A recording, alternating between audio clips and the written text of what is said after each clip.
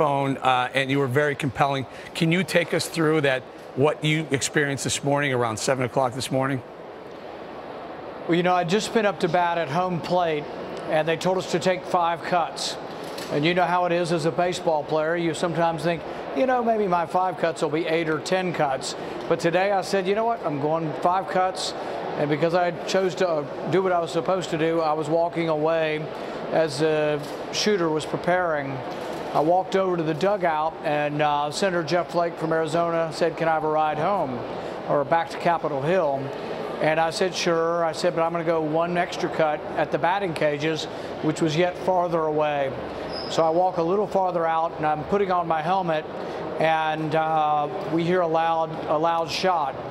And, you know, I live in Kentucky, so people hunt in my neighborhood, even in the bottomland around my neighborhood, so it's not uncommon to hear a shotgun.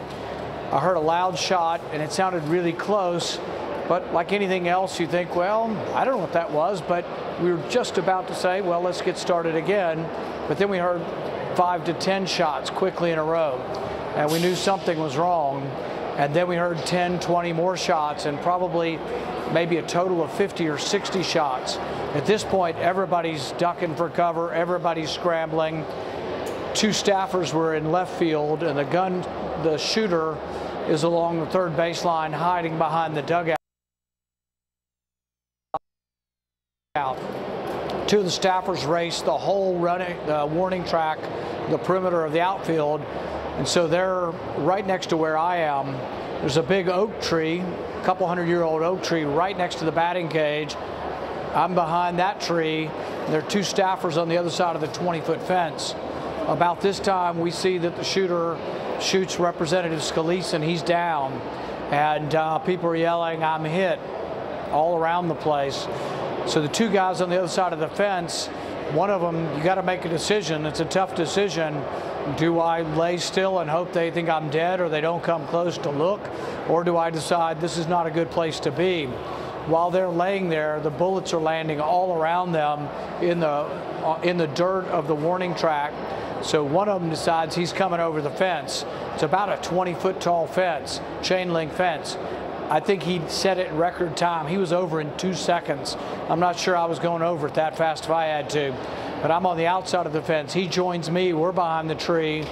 But at this point, we hear that he's changing magazines, loading again, firing again, and it's sort of like a killing field. All across the whole wide open field, nobody can get to Scalia. Scalia's down, but he's moving, and he's crawling very, you know, as much as he can into the outfield, although he's got a pretty significant, you know, gunshot injury, but he crawls about 15 yards. Still no one can get to him because there's bullets spraying across the entire field. The people in the first base dugout, it's a submerged dugout. You know what this is like, Eric. You go down about 2 feet to get in the dugout. They're down below the lip of it, but the bullets are going into the dirt in front of the dugout and bouncing up into the back of the dugout. We hear at this point that the shooter seems to be moving, and it seems like he's going towards home plate, which means he's coming to the right half of the field where we are, where most of the players are, and fortunately where the Capitol Hill Police is located. So the staffer and I are behind the tree. We've got to make a decision.